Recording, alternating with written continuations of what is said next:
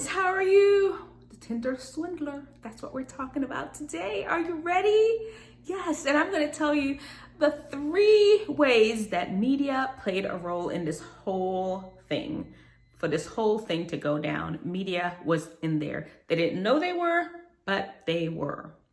Let's talk about it.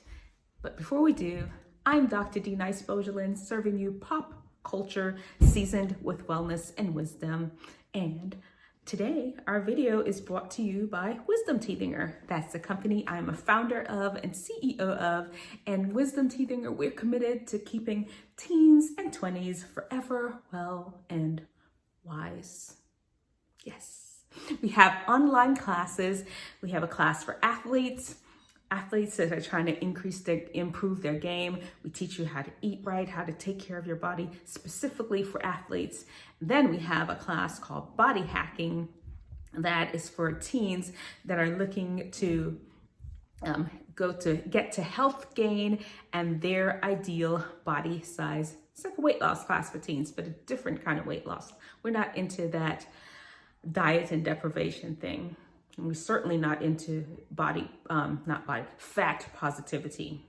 We want you to be your best. But we talk more about it in the class. Sign up, go to our website, wisdomteethinger.com. We have a TV show that was on Fox Soul that we're gonna have more coming up for you in the fall. Go check out our website, wisdomteethinger.com. Sign up for the newsletter, sign up for a class, all right?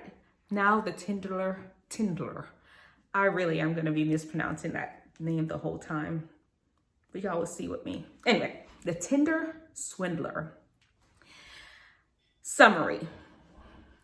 Girls meet super wealthy men online, goes crazy over him, lend him a whole bunch of money. He takes the money that she borrowed to lend him, and spends it on some other girl that he was also taking money from to spend on some other girl. It's a whole chain, that he had and let's not forget, he was using that money to finance his very lavish lifestyle, because he had a lavish lifestyle.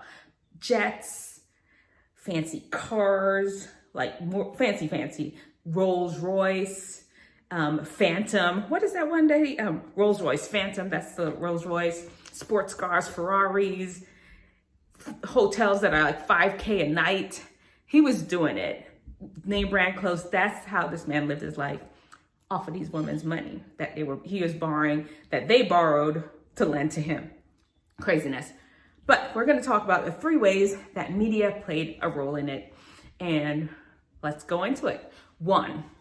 The Beauty and the Beast syndrome. Basically, media has sold these women that, some women that they were waiting for this man to just lavish them with things. And there's nothing wrong with that. That's not what I'm talking about. It's this weird, like very pre-packaged way that romance must look. And this is what Cecilia, especially, she fell into that big time. All of them. There's a pre-packaged way. They want the man to swoop in, listen to all they have to say, care about their feelings, rescue them from the pits of their dull, boring lives, and swoop them away.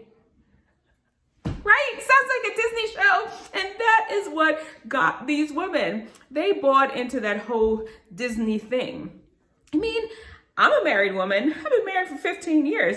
That is not how our life went. That is not how it's supposed to be. There is just regular, get up day to day. You go to work, come home.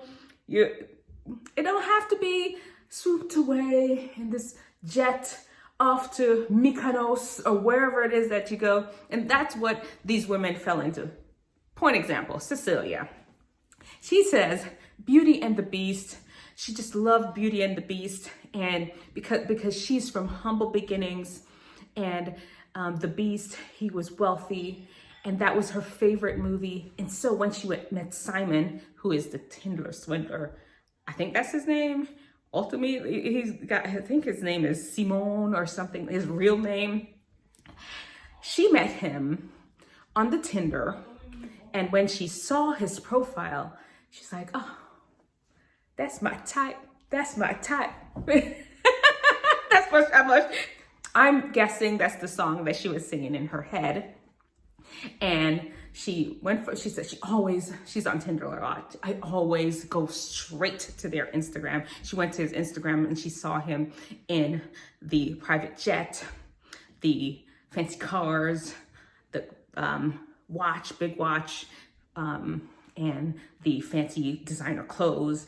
She was like, yes, that's my type. That's my type. That's my beast. I've been waiting for Beauty and the Beast. And he was also watching the movies, and he knows that these women, there are women out there that is their type. They are waiting to be swooped up, rescued, and moved along to this beautiful life where it's just smoke and mirrors. This is acting. And he came in with the acting. He came in, he was asking about her feelings, how she felt.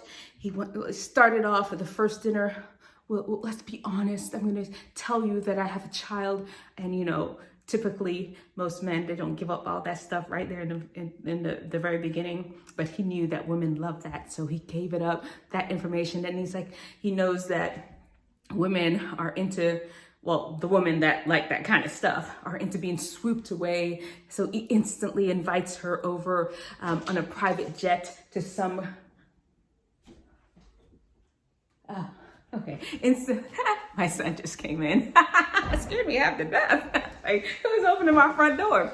He instantly swoops her off to some private jet thing. And then by that time, he's won her over. He won her over from the very first date. He won her over. He was test after test after test to see if this woman was believed in Beauty and the Beast, believed in Disney, believed in that manufactured romance. And he tested her each time. And each time he was like, check, yes, check, yes. And before you know it, he was like, oh, okay, my scheme gonna work on her. My scheme gonna work on her. And he did. Next thing you know, he's asking her to move into a $15,000 a night, a month apartment with him. And then after that, we need to get married and have a family. By the way, it turns out that's the same text. He was saying it to everybody. He has the same standard text. I believe he just had it in his phone's notes and he just cut and pasted that same thing, same pictures, everything he was using for everybody.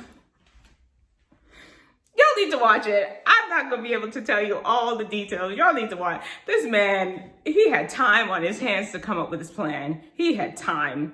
And he had accomplices. Anyway, back to Beauty and the Beast. So they bought in to this fantasy, this manufactured life that was sold to this young woman, sold to this man. He's not a victim, by the way. I'm just telling you, he knew the lifestyle that was sold to the women, and he could use it against them. Disney, what you got to say for yourself? You sold these people a bag of goods that they bought into. As soon as this man showed up, playing the Prince Charming part, this woman just fell right into it. You know how much money she gave him? You know how much money? How was it done? Cecilia, the main one, she gave him about $250,000 that she did not get back. Even when that man went to jail, she had to pay that money because he had it all worked out that all the credit, all the things that she borrowed and stuff was in her name. She was paying for everything. He ain't paying for nothing. She bought it. He could say that it was just a gift or something. That's crazy. Anyway, be careful how you believe in some of these fantasies, because it mess with your mind and you believe that that's how life works. And you have these evil people that are studying this and know that, oh, this is what this woman expects. This is how this woman expects to be treated. And if I treat her like so, I can get what I need. Number two, stranger danger. Media again. Social media has made us not afraid to interact with perfect strangers on the interwebs, right? I mean, we are more afraid of people walking down the street. If you saw more afraid of somebody walking down the street than you were afraid of a human being, another person on social media, halfway across the world, you don't know nothing about them. You bare your whole soul to them, but you're afraid of a human being that you could see right there and touch. It's a weird dynamic, don't you think? Very weird. And that we're afraid of the people that we can see and actually do something about. For example, somebody coming down the street and like they're coming after me. I mean, maybe I could like take something and pat, I'm a ninja or something. I could break out my karate moves and hit them back or run or do something like that. We're afraid of those people who we could physically get back to them. We could track them. We can know where they are. We can see, you can call the police and we can tell the police, hey, he turned left up by the corner. I saw him dip into that house over there. Something. We're more afraid of them, people that we can track down, than we are of perfect strangers, people we don't know. We don't know who they people. You don't know where they are, and that's the same thing. The Tinder swindler, Cecilia. What's the one other name? Pernicious? No, that's a medical name. Pernella. They didn't know this man from Jack. Did they meet his mama and them?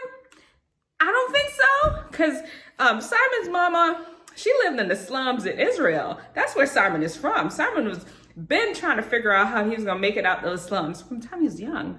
From the time he was young, he was a swindler. From the time he was young, he's there getting over on people. He actually spent some jail time before he went to all this with this woman. Anyway, but strangers, they were sending their passport information, copying their passport to this absolute stranger because he promises them a vacation in Mykonos, I believe Pernilla went with this man with, and then Cecilia flew somewhere with him. It's too much. Perfect stranger they gave their passport to just because he was nice, just because, back to the Disney thing, he was nice, he was wealthy, he seemed, he talked to their feelings. Did I tell you, Pernilla, the other girl in the Tinder Swindler, y'all gonna have to watch this, because we'll be here forever. There's so many things to learn. Did I tell you, she didn't even have a romantic connection with him. They end up not even liking each other. They were just hanging out like sister and brother, like besties.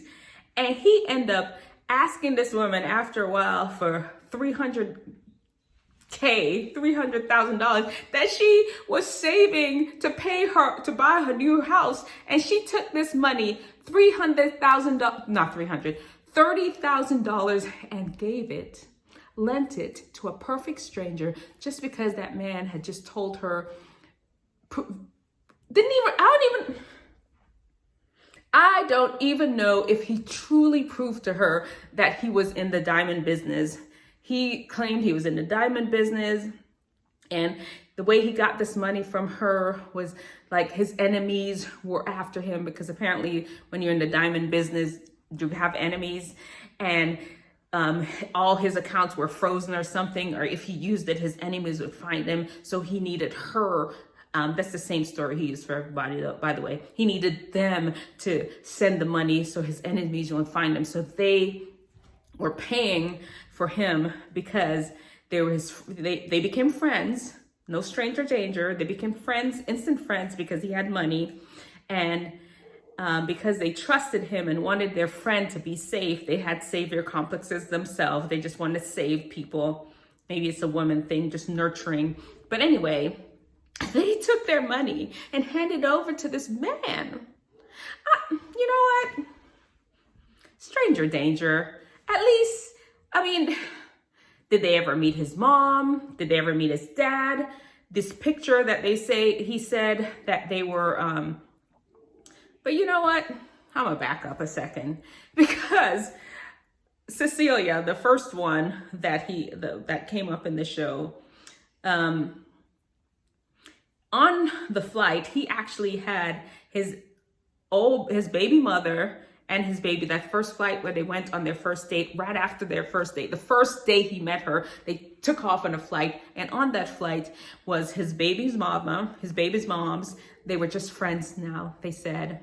And his bodyguard, and I think some other people. And, but like these people were there. I'm almost thinking they were like paid actors. At least one of them was actually somebody he swindled before. I know this story was all over the place, but trust me, it was all over the place like that in the documentary. Every step you're like, what? But so he probably just would have hired somebody if she asked to see his parents. Y'all just be careful of strangers out there. The interwebs is no joke. People can just fake anything. And you need to know if you're going to be spending time or going somewhere with somebody that you just met online, you do not know them from Jack. You don't know nobody that knows them from Jack. You don't know anybody that knew them, that knew them, that knew them, that knew them from Jack. You're gonna have to do some backing and some tracking and find a way you need to meet their high school friends. You need to meet their elementary school friends. You need to meet their college friends. You need to do some really good investigative legwork if you're gonna be committing fully to a relationship to somebody you just met out the blue like that. I'm just letting y'all know from now. So stranger danger. And with social media, that just made us, it's just let our guard, it has us letting our guards down when it comes to strangers. Not saying you have to be afraid of other human beings, but at least be cautious because you know people are out there. There's some people out there. You can't just be trusting everybody like that. And I am a people person. There is no stranger to me. I talk to everybody, but you're not going to get $30,000 from me. And I just met you yesterday. Who are you? And that's coming up to our next principle the third one is, oh no, man. Now that's a biblical principle that you're not supposed to be owing nobody nothing. But media have us thinking that we need to be living on credit. It has us convinced that credit is how we live. And if these young women were living their life that principle and not knowing that they're not supposed to be living on credit like that, they would not have ended up borrowing money to pay for this man's life. Let me tell you what happened. Cecilia, first he asked for, I think, $25,000. Is that what it is? Yes, $25,000. I think after about a month, after 1 month of knowing this man, he asked her for $25,000. He sent her this picture. His bodyguard had been beat up and bloodied, and the enemies were after him, and he can't use his money. So because of that, if she could just send him this money, and he'll get it back to her. And she's just like, oh, he's in the diamond industry, and he'll get it back to me. So first of all, he's asking her to borrow money. And she, as the borrower, as the lender, would be like, I'm really not into lending people money like that. Like I myself, I really don't lend people money. If you need some money from me, you could do some work to get that money and it'll just be yours, or I could just give you a gift. I'm really not into lending money. I can't say I've never done it, but as I've gotten older, that's the principle I go by, because there's some weird dynamics when you start turning your friendship into a lender versus bank relationship. It just messes up the whole friendship. Listen, if y'all could not owe people money or not really lend people money like that, figure out a way for them to pay you for it, right? End the transaction right when it happens. Hey, can I borrow some money? I really don't have much money to lend you, but I can give you this. Or hey, can I borrow some money? I really don't have that money to give you, but if you do this work for me, I can give you some money. If you can work that out initially, make that happen. But you're like, well, Dr. D-Nice, how about your house? How about your car? You know what? There are situations that you do it, but just understand that this is an institution. They're gonna come get their house if you don't pay. They're gonna come get their car if you don't pay. If your friend does not pay up, what are you gonna do?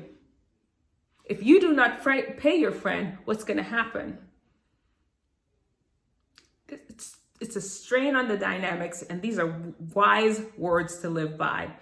And you know, if for some reason the sum that a friend of yours is asking you to borrow is something that they may not be able to work off, or you may not be able to give them right up front, and you just still really want to help, the best thing for you to do is write up, if you have the money, you can write up a contract with them, and you've turned yourself into a bank now, and give them a loan. Do not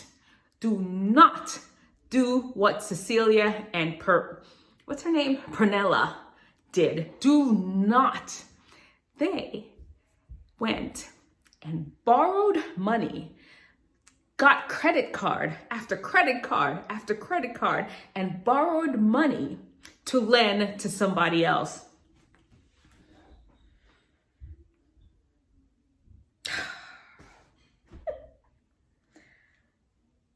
Right? Okay. They went and borrowed money that, here's another thing. Oh my goodness, this man he was vicious.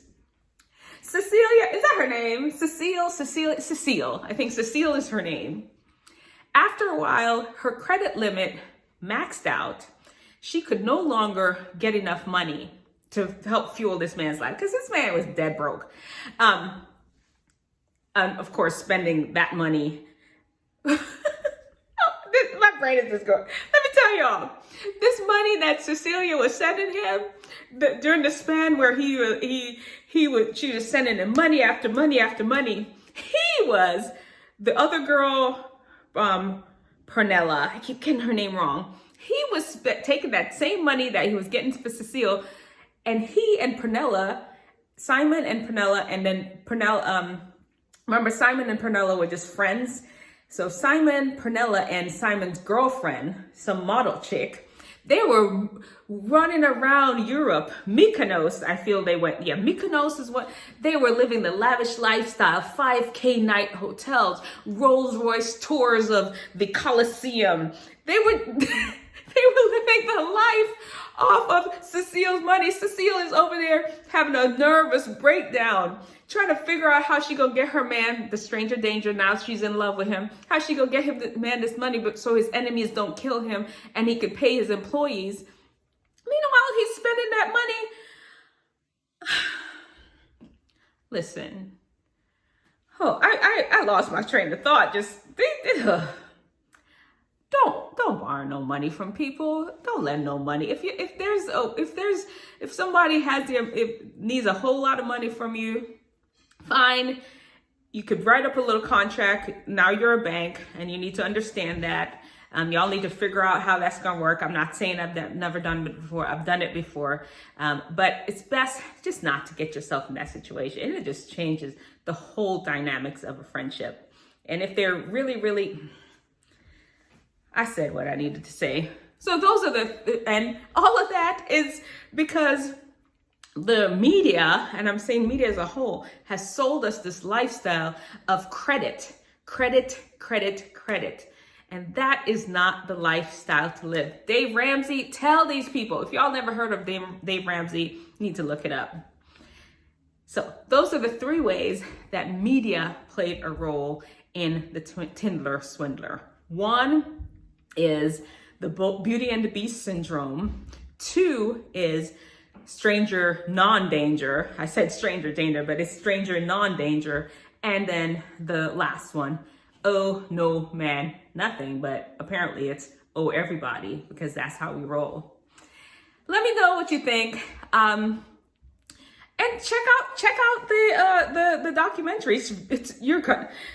Listen, I'm just gonna sum up what happened to him. So yeah, through a whole series of events, they end up trapping him, and he gets caught.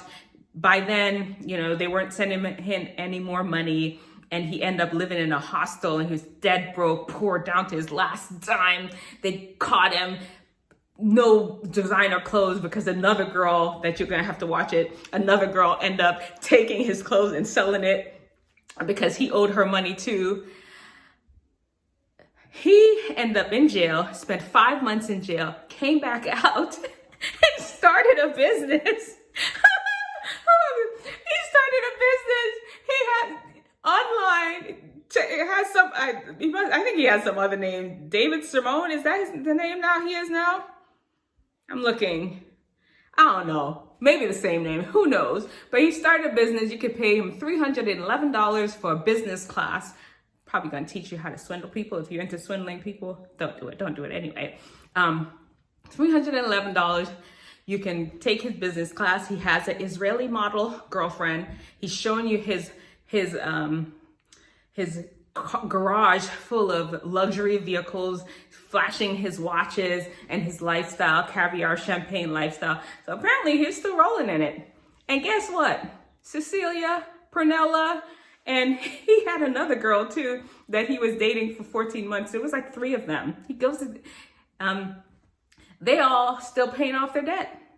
They all still paying up the money. Cecile, I keep calling her Cecilia. Cecile is still on Tinder because she's still looking for love. Hopefully she's changed her mind from the whole Beauty and the Beast love and just trying to date real people who are going to treat her like a regular human being, not just this whole characterized storybook way of what love is supposed to look like.